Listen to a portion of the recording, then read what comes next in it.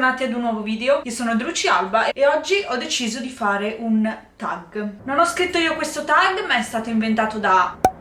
Io ho semplicemente deciso di rispondere alle domande. La prima domanda è: che genere scrivi? Allora, come sapete io scrivo fanfiction e storie originali. Per quanto riguarda le storie originali, generalmente storie romantiche, quindi di genere rosa, o paranormal romance, fantasy, cose del genere. Anche quando scrivo fanfiction sono, diciamo, nel reame più che altro del fantasy, Harry Potter, Teen Wolf e così via. Mi piacerebbe tuttavia esplorare ulteriori generi, come ad esempio il thriller più avanti. Domanda numero 2: quale setting ti rende più produttivo? Se sono in casa preferisco scrivere o seduta sul tavolo, sulla scrivania, in base a quale stanza della casa mi trovo, o sul divano o sul letto, dipende un po'. Alle volte inizio in una posizione e poi cambio in un'altra, ma diciamo che sono più produttiva di solito se sono seduta al tavolo, perché mi costringe a essere presente nel momento e a scrivere, mentre invece di solito se sono seduta sul divano è qualcosa di un pochino più calmo, rilassante. Domanda numero 3: se hai idee multiple per le storie, come scegli quale iniziare per prima? Io ho sempre idee multiple per le storie, tant'è che ho appunto una lista su Notion e ogni volta che mi viene in mente una nuova idea la scrivo lì oppure sulla mia agenda, e solitamente scelgo in maniera istintuale, nel senso l'idea che mi resta più in testa, che mi attira di più, per la quale magari ho già idee su come procedere, come sviluppare, eccetera. E se è un'idea che mi viene in mente quando già sto lavorando a qualcos'altro e decido di lavorare magari contemporaneamente, mi assicuro semplicemente che non sia una storia troppo simile a quella a cui sto già lavorando. Domanda 4: fai un outline? Se avete visto altri miei video sapete che io sono una planner, cioè pianifico e scrivo allo stesso tempo. Solitamente quando inizio con un'idea nuova mi prendo un po' di tempo per pianificare, quindi la trama base, i personaggi, che cosa cercano di ottenere, qual è il loro goal, l'ambientazione, e di solito inizio con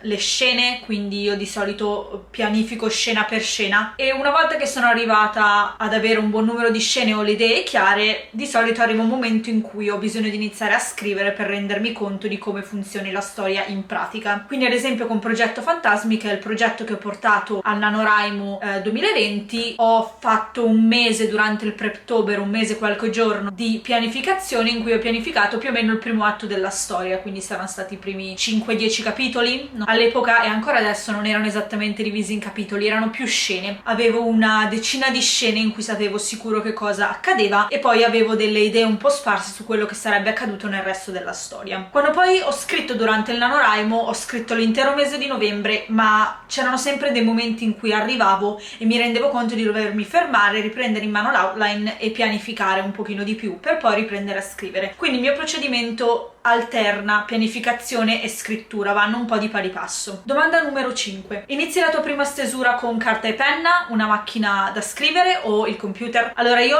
non ho una macchina da scrivere purtroppo, quindi la risposta è negativa per quanto riguarda quello, ma alterno sempre scrivere a mano e scrivere al computer. Solitamente la fase di outline, di pianificazione iniziale viene fatta a mano, perché sono il tipo di persona che ha bisogno di seguire il proprio flusso di pensieri, quindi colori diversi, frecce, schemi. Ho bisogno di muovermi liberamente sulla pagina, quindi uso carta e penna e ho un raccoglitore o un'agenda nel quale tengo tutta questa parte, diciamo, di pianificazione. E solitamente questo scrivere a mano per me è nel processo decisionale, quindi quando io non so ancora che cosa devo fare ma devo decidere, faccio brainstorming a mano. Nel momento in cui ho preso una decisione, solitamente prendo la decisione e la scrivo al computer, quindi uso carta e penna per prendere la decisione, ma una volta che l'ho presa la scrivo sul computer in modo da avercela lì sotto forma ad esempio di elenco puntato o di nota, così da poterla utilizzare, ma ho anche il procedimento che mi ha portato a prendere quella decisione scritto a mano, in caso magari passi del tempo e non mi ricordi perché ho preso quella determinata decisione, allora posso andare a rivedere che processo mentale avevo seguito per arrivarci. Per quanto riguarda il manoscritto vero e proprio, solitamente inizio a scrivere o a mano al computer e vado un po' avanti finché non sento di aver bisogno di cambiare mezzo per sbloccarmi, ma in generale scrivo penso la maggior parte della storia al computer perché mi è più facile. Però mi capita ad esempio che ci siano delle delle scene che devo inserire successivamente,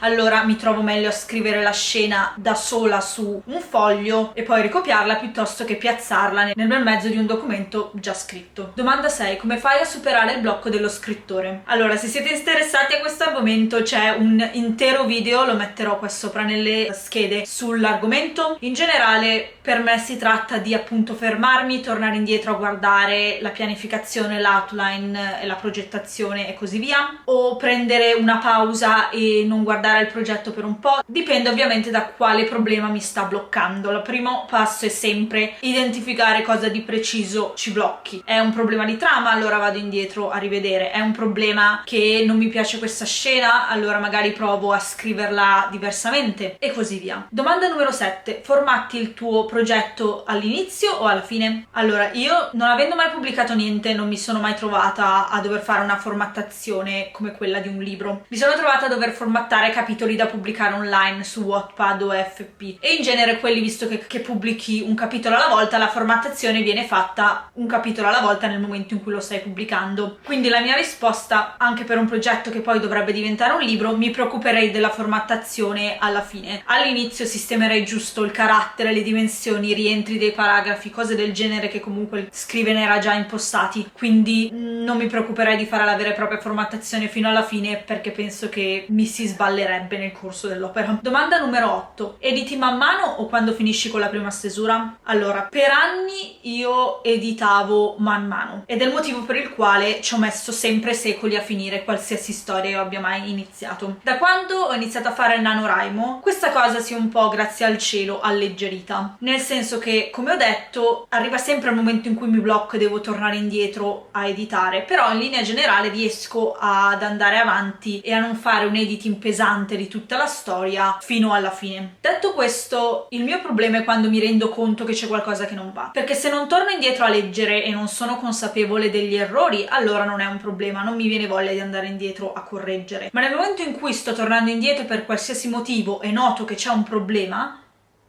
io lo devo sistemare, altrimenti non posso andare avanti. Quindi per me è la consapevolezza che fa la differenza. Domanda numero 9. Dopo aver finito la stesura o l'intero manoscritto, quanto tempo lasci passare prima di riprenderlo in mano? Lo fai oppure non prendi neanche una pausa? In generale, ogni volta che sono bloccato, ogni volta che finisco qualcosa di importante, magari un capitolo o l'atto della storia, mi fermo sempre, lascio passare un po' di tempo prima di andare avanti o riprenderlo. Ora, se sto ancora finendo la stesura, magari 3 settimane, 2 settimane, un mesetto, mai di più, perché non voglio esattamente dimenticarmi, almeno non consciamente. Può capitare che abbia degli impegni e quindi debba lasciar perdere la storia per un mese per cause di forze esterne, ma se faccio qualcosa di programmato cerco di far passare un paio di settimane. Alla fine della stesura io personalmente, adesso non mi ricordo quanto di preciso abbia fatto passare, ma penso per Anchor o per la prima stesura di Slytherin Secrets, ma penso sia stato vicino ai 2 mesi. In linea generale penso che meno di 2 mesi non darei, cioè se hai finito l'intero progetto, per me ci vuole la pausa più lunga in quel momento, quindi 2-3 mesi tutti io li lascerei. Domanda numero 10. C'è qualcosa di particolare che ti piace fare mentre scrivi che ti aiuti? Ad esempio ascoltare la musica, guardare la TV, mangiare o bere qualcosa di particolare? Allora, di nuovo ho parlato di questo precedentemente in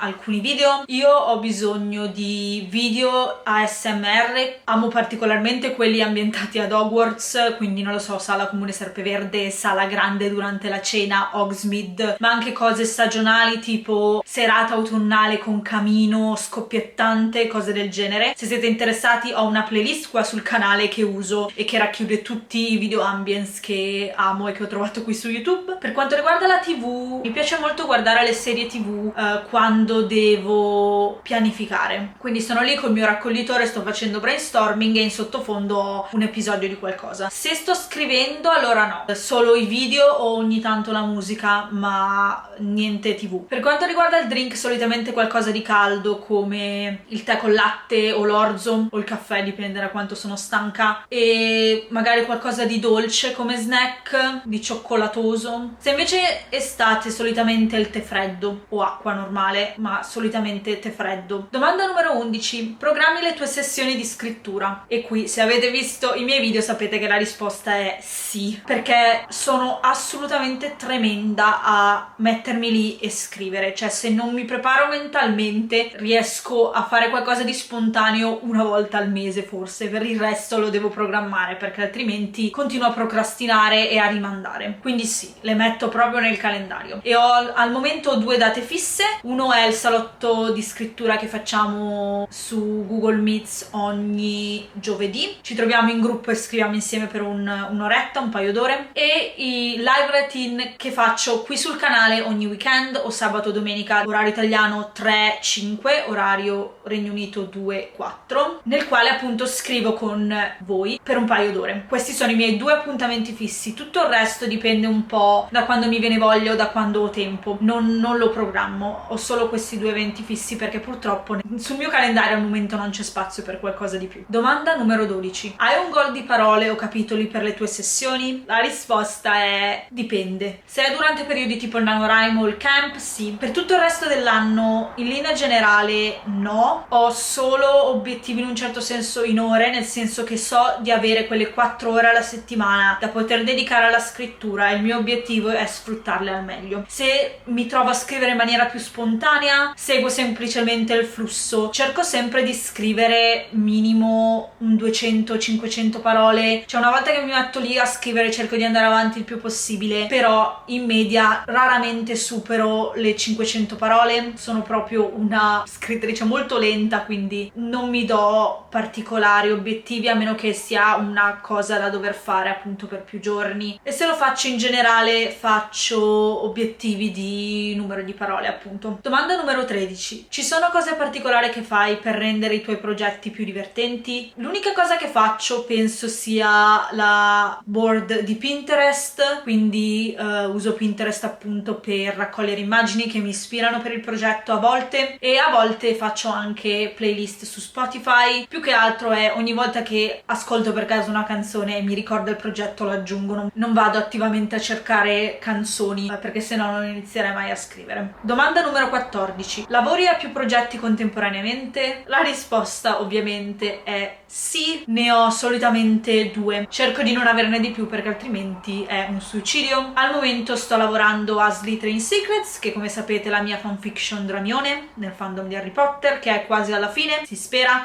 Sto lavorando al secondo atto ed è la mia seconda o terza stesura. Ho finito di scrivere la storia completamente a luglio, ma sono 6 anni che sono in ballo, quindi in realtà ho perso il conto delle stesure. Il secondo progetto a cui sto lavorando è Progetto Fantasmi, che ho portato appunto al NaNoWriMo 2020 e che è una storia originale, una storia d'amore paranormale diciamo, e sulla quale sto lavorando principalmente alla pianificazione al momento. Ho scritto ovviamente durante il NaNoWriMo e ho scritto qualche scena aggiuntiva a mano, perché sto pian piano tornando indietro a cercare di capire cosa aggiungere dove, ma al momento è il mio diciamo progetto secondario perché voglio finire Slytherin Secrets il prima possibile. Domanda numero 15. Quanto spesso ricerchi quello che stai scrivendo? Allora, a parte quella fase di pianificazione e ricerca iniziale, durante cerco di non ricercare troppo. Di solito prendo degli appunti se trovo qualcosa che deve essere approfondito e me ne occupo in un altro momento. Non mi fermo mentre scrivo per ricercare, a meno che sia una cosa molto breve o molto urgente. In linea generale prendo nota e passo avanti, però ogni volta che mi fermo per riguardare la trama c'è sempre qualcosa che alla fine devo ricercare, quindi in quel caso ricerco. Domanda numero 16. Come organizzi i tuoi progetti? Come ho detto, tutta la mia fase di brainstorming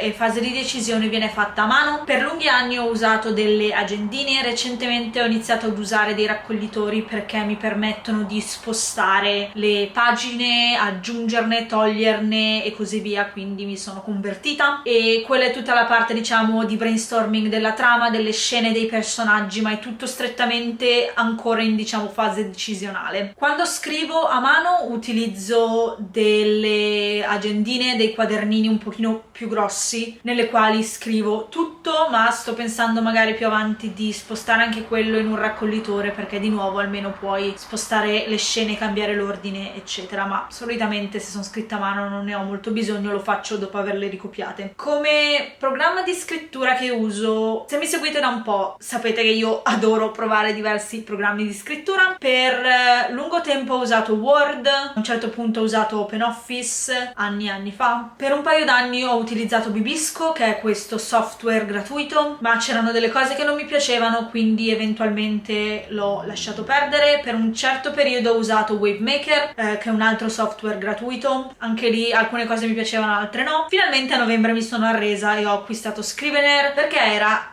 il programma con gli strumenti di cui avevo bisogno. In particolare io avevo bisogno di poter spostare le scene, di poter lavorare alle scene singole, ma di poter anche lavorare alla storia nel suo insieme senza dover, diciamo, spostarmi da una parte all'altra del programma. Quindi la scrittura vera e propria la faccio su Scrivener, e per quanto riguarda la progettazione uso sia Scrivener che Notion, se avete visto altri miei video sapete che è la gioia della mia vita. Tutta la mia intera esistenza è programmata in Notion ed è questo strumento digitale che ti permette di programmare praticamente tutto quello che vuoi. E io utilizzo dei template già fatti presi da un altro authortuber per quanto riguarda la scrittura, e utilizzo Notion per cose tipo i personaggi, le località, informazioni varie, e poi quello che faccio è che importo Notion su Scrivener, così posso modificare Notion attraverso Scrivener senza dover passare da un programma all'altro. Faccio questo perché Notion ti permette di avere diverse opzioni per progettare, mentre invece Scrivener è più di base, quindi ho diciamo unito i due. Domanda numero 17: ti premi o ti punisci quando raggiungi o non raggiungi il tuo goal di scrittura? No a nessuno dei due, semplicemente mi piace avere un obiettivo, ma non mi punisco né mi premio eccessivamente se lo raggiungo o meno, tranne magari cose tipo il NaNoWriMo, perché è un intero mese e quindi qualcosa di carino magari alla fine me lo regalo, però cose tipo giornaliere o a sessione di scrittura no. Domanda numero 18: ci sono opere simili al tuo progetto che usi per ispirazione o confronto? Sì, solitamente sono o film o libri che hanno le stesse dinamiche che voglio esplorare io, gli stessi temi o che appartengono allo stesso genere, però cerco di evitare qualcosa che potrebbe essere troppo simile per evitare di plagiare inconsapevolmente o farmi influenzare troppo. Domanda numero 19: con quanto anticipo inizi a cercare e assumere un editor? Allora, io ovviamente non ho mai concluso un progetto che volessi pubblicare o proporre a una casa editrice, quindi non mi sono mai trovata nella situazione di dover assumere un editor.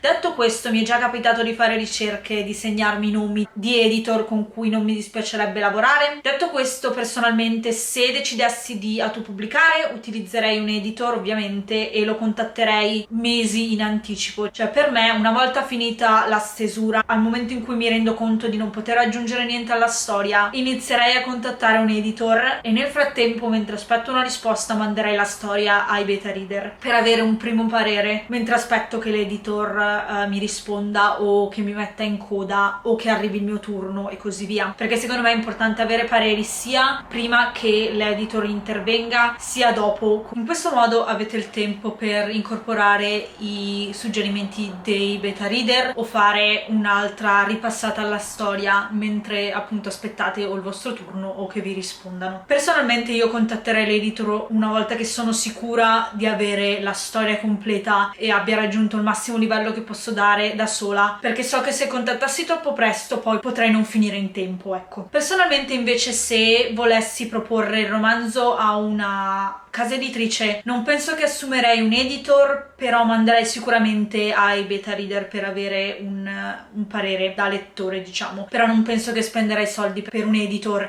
se la mia intenzione è quella di mandare alla casa editrice, perché purtroppo non ho la disponibilità economica per farlo. Ovviamente se voi vi trovate nella posizione, tanto di cappello, fatelo. Domanda numero 20: se hai finito un manoscritto o una prima stesura, dici come ti ha fatto sentire. Se invece stai ancora scrivendo e non hai finito, dici come ti senti al momento. Allora, io ho finito di scrivere Anchor completamente, era una storia originale che ho pubblicato su FP e l'ho finita a novembre 2019, mi sembra, sì, ed è una storia la cui prima stesura finì nel 2012 e che successivamente ampliai nel corso degli anni, quindi quando la finì ero assolutamente soddisfatta, triste perché i personaggi sono sicuramente personaggi originali che mi sono più vicini e sono stati al mio fianco per molti moltissimi anni che personalmente erano abbastanza difficili, quindi ero emotivamente attaccata alla storia e ai personaggi, quindi per me è stato molto soddisfacente e allo stesso tempo molto triste e malinconico, però in maniera positiva, ecco. L'ultima domanda è più un invito ed è quello di taggare altre persone. Io odio taggare persone specifiche nei video o sotto i post di Instagram, quindi invito chiunque stia guardando questo video e voglia fare il tag a farlo, anzi taggatemi voi nei vostri video se lo fate, sono curiosa di vederli. Lascerò qui sotto le domande e il link al canale dell'inventore di questo tag. Come sempre vi ringrazio per essere stati qui, spero che questo video un po' diverso vi sia piaciuto. Fatemi sapere nei commenti qual è il vostro processo di scrittura o taggatemi nei vostri video. In descrizione trovate come sempre tutti i miei social network e siti di scrittura. Se vi è piaciuto il video vi invito a lasciare un mi piace e iscrivervi al canale. Come sempre vi auguro buona scrittura e noi ci vediamo alla prossima!